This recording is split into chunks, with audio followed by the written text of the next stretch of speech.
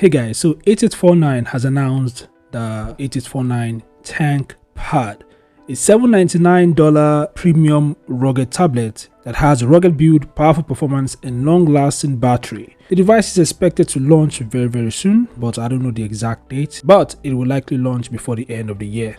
Anyway, let's quickly explore its top features. If you're new here, make sure to subscribe and turn on notifications. So without further ado, let's dive into it.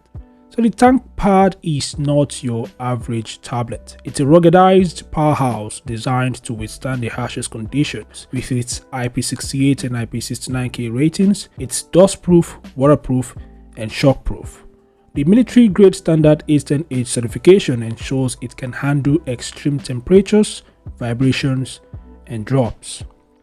Under the hood, the MediaTek Dimensity 8200 processor delivers impressive performance for smooth multitasking and demanding tasks. The 16GB of RAM and 512GB of storage provide ample space for apps, files, and media.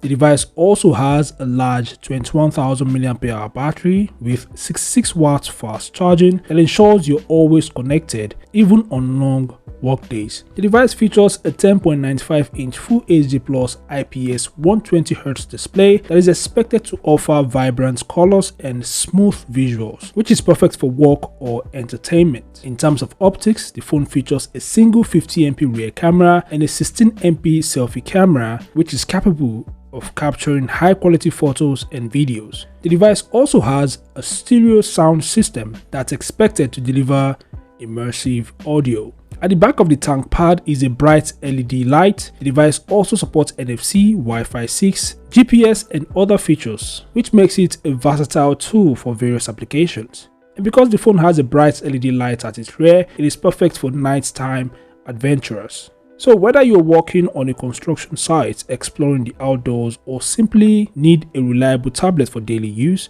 the Tank Pad would likely be up to the task.